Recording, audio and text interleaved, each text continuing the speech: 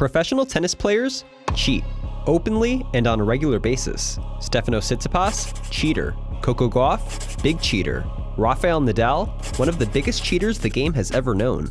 To clarify, I'm not referring to the systematically escalating issue of match fixing plaguing the sport, or the hysteria surrounding the recent suspensions levied to tennis players suspected of doping, but instead, the far more mundane yet widespread and unavoidable transgression that officials for decades have all but chosen to ignore: off-court coaching. Now, unless you're a hardened tennis fan, it might come as a surprise to you that unlike virtually any other professional level sport played on this planet, any form of mid-match coaching has historically not been allowed. Coaches, many times within whisper distance of their player during matches, are prohibited from providing any form of strategy or advice. Suggestions even as simple as motioning for their player to drink more water, banned. A seldomly enforced rule that, while often disregarded and almost impossible to administer, has led to disastrous consequences for players suspected of doing so. You owe me an apology. I have never cheated in my life.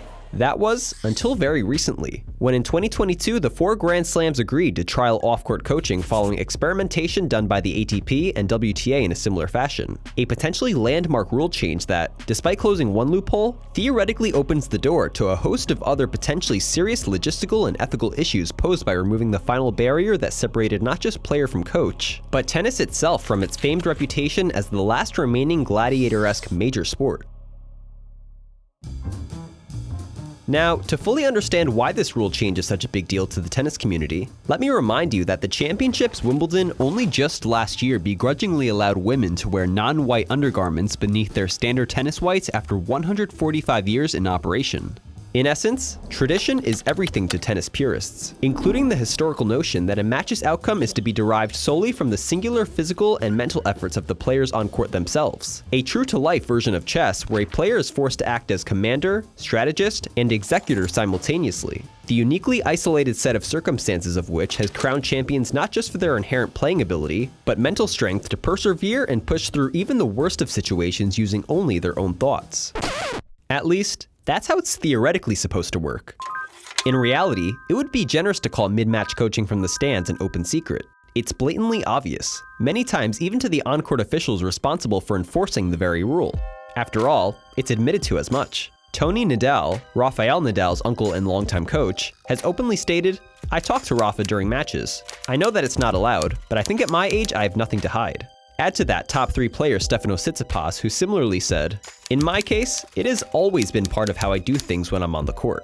And of course, there's a reason why they've always been able to do so. Consistently and properly enforcing the rule is an impossibility from a logistical standpoint. Not even factoring in the incredible difficulty of the chair umpire overhearing potential hushed exchanges in English as a player walks by their coach across the court. Know that all tournaments openly allow for communication that falls under encouragement in any language. So as an example, if you were officiating this match, which player should receive the code violation? Ударьте глубже. Так держать. Non-English coaching disguised as encouragement became such an issue during Tsitsipas's matches that at the 2022 Australian Open, Greek official Eva Azdaraki was clandestinely placed in the tunnel underneath the player box his father coach Apostolos sat in. To little surprise, Stefanos quickly received a code violation for coaching. So, is that the ultimate solution then? A listening device to covertly monitor all verbal coach-player interaction? Hardly. In a story told by the late famed tennis coach Nick Bollettieri, he would in the past give his players a card to study that listed the meaning of his many mid-match gestures to look out for. If he were to remove his sunglasses, that would take to mean hit more to the opponent's forehand. And if he were to cough, that might have meant play more defensively. Eventually, out of options and patience, it seemed that similar to policemen monitoring for speeding cars on a highway, an unspoken truce had been brokered between submissive chair umpires and players who accepted not-so-discreet forms of coaching. As long as it wasn't extremely obvious or done often, they were okay. Cross the line though, and they'd be penalized, which is exactly what Maria Sharapova did during the 2006 US Open final. As witnessed by spectators and television viewers alike, Sharapova's father, Yuri, and hitting partner Michael Joyce were both seen acting out coded gestures during the match with 4 fingers and a banana held up, assumingly as an indication for Sharapova to drink 4 electrolyte bottles and to, well, eat a banana, which she did shortly after. The Russian dismissed the controversy as being trivial in the face of her major win. However, she did admit that the signals were in fact exactly as presumed. though a subsequent investigation by the WTA somehow concluded that the actions undertaken by Sharapova's team had not constituted coaching. It was in response to this event that Larry Scott, then WTA CEO, openly admitted for the first time, "Still, communication from players' boxes has obviously increased. It's something that is very difficult to interpret and police. Legalizing coaching would alleviate the problem." But although the vast majority of policymakers, executives, and players alike, Sharapova herself included, continued to perceive any change to the coaching rule to be nothing short of sacrilege, there was one person dedicated enough to the pursuit of radical tennis advancement to put her own reputation on the line and go all in with major changes. Less than a year prior to the Sharapova incident, Stacey Alister, on the cusp of becoming the next president and eventually CEO of the WTA, was invited to attend a high-level meeting with ESPN executives to discuss how better to improve the WTA's image, presentation, and market penetration, which in her own words was gray and not growing. One topic on the agenda, as suggested by ESPN themselves to the WTA back in 2005, introduce mid-match coaching to remain relevant in the hyper-competitive professional sport landscape.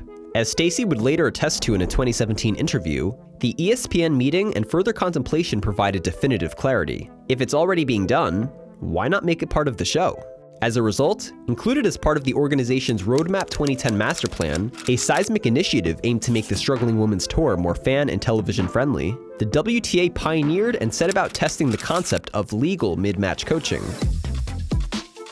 Kicking off the experiment by allowing coaches to visit their players on court once per set during 90-second changeovers or medical timeouts, the conversations of which were broadcasted to viewers. I like how you're looking for the second serve move in. Look for your backhand on the body serve. Furthering their adapt or die mentality, in 2015, the WTA began issuing iPads to coaches during matches that streamed real-time Hawkeye data, allowing them to better counsel their players using computer-generated situational and positional information, such as where the opponent was preferring to serve, or who was winning rallies longer than 10 shots. Finally, following a highly publicized and controversial incident at the 2018 US Open Final, where Serena Williams was penalized for receiving off-court coaching, an accusation she denied, but her coach, Patrick Mouratoglou, himself confirmed as true. Well, I mean, I'm honest, I was coaching. The WTA came full circle by allowing unfiltered off-court coaching from the stands in 2020, where along with other progressive rule and policy implementations, firmly positioned themselves as the organization willing to buck archaic customs in an attempt to secure tennis's future. Reactions to the decade-long process of experimenting with different coaching concepts were mixed, inviting ridicule and ire in response to some of the more awkward moments caught on camera. And then I just, Elliot. Sure. Oh, great. However, most pundits agreed that when preconceived notions on the topic were put aside, the coaching generally went unnoticed. In fact, many saw the benefits. Not only could advice and strategy provided to the players throughout the match potentially improve the overall quality of play, allowing TV audiences, particularly new viewers unfamiliar with the sport, the opportunity to listen in on professional-level insight and assistance could make the sport more enjoyable to follow along. After all, this shift towards more of a team-driven concept isn't without its merits. Not only have players been historically accustomed to external support in college tennis, Davis and Fed Cup, even World Team Tennis if that counts, but many view the Laver Cup's runaway financial and viewership success as proof that a change in play structure, including coaching, could be a beneficial breath of fresh air for the aging sport. That opinion, of course, wasn't universal. The ATP and 4 Grand Slams continued to adamantly dismiss the idea of mid-match coaching in the years following WTA's implementation, with Wimbledon chief executive Richard Lewis rebuffing in 2017. "I'm not aware of any evidence of the WTA allowing it making any difference to the attractiveness of their tour. We are philosophically very against it." So how has it come to be just 6 years later then that each of the 6 entities, often at odds with each other, have all begun trialing off-court coaching? Unsurprisingly, it all ties back to a familiar face. Following her departure from the WTA in 2015, Alister accepted a position as chief executive of professional tennis at the USTA, a role that not only oversees the entire US Open series, a string of prominent North American tournaments, but also the US Open itself, for which she was named tournament director in 2020. Change was her first order of business. In addition to the inaugural testing of countdown clocks designed to speed the flow of play, Alister in 2017 announced the testing of off-court coaching during the qualifying draw at that year's Open.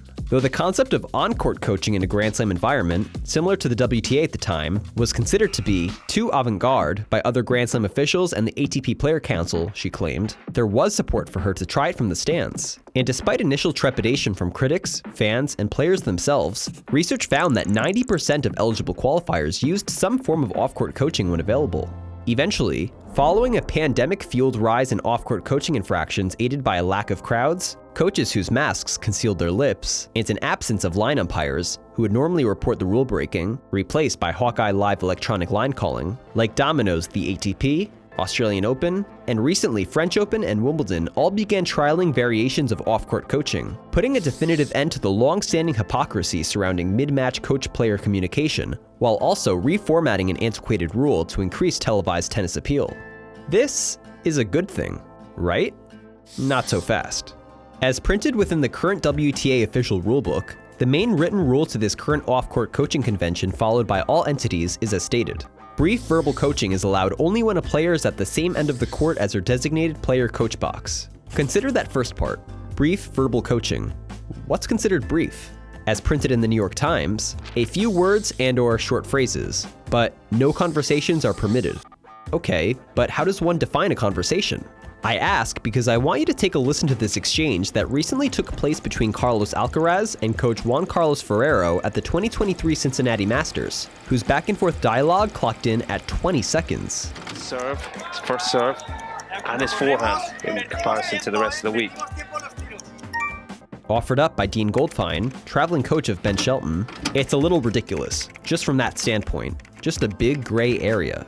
As one could argue in its current iteration, the regulation of previously illegal behavior may only serve to push forward the boundary that coaches and players will continue to toe when interacting with each other on court, rekindling the same set of issues that instigated the rule change in the first place. That's, of course, assuming every player has the means to afford a traveling coach qualified to provide professional-level insight.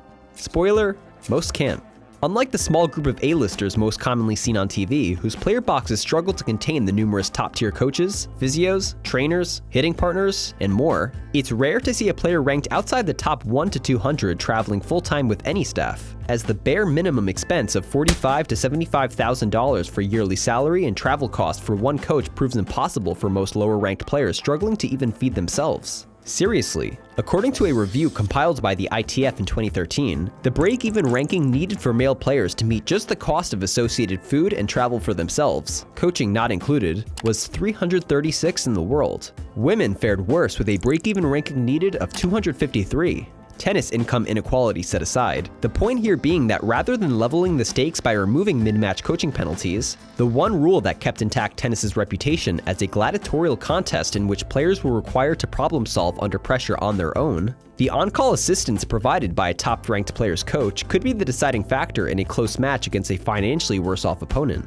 Before long, in fact, judging by the continued testing of complementary real-time data tablets in addition to recent leaps made in AI technology, it's not inconceivable to believe that the best of the best will soon be interested in the courtside advice of, not coaches, but rather professional data analysts, qualified to provide data-driven strategy and tips judged solely on calculations and AI models akin to some new age Moneyball strategy. Said best by former #1 Jim Courier, "I worry about richer players getting richer. I think about players who come down and play qualifying and cannot even travel with a coach, and get in and go up against someone with 4 coaches."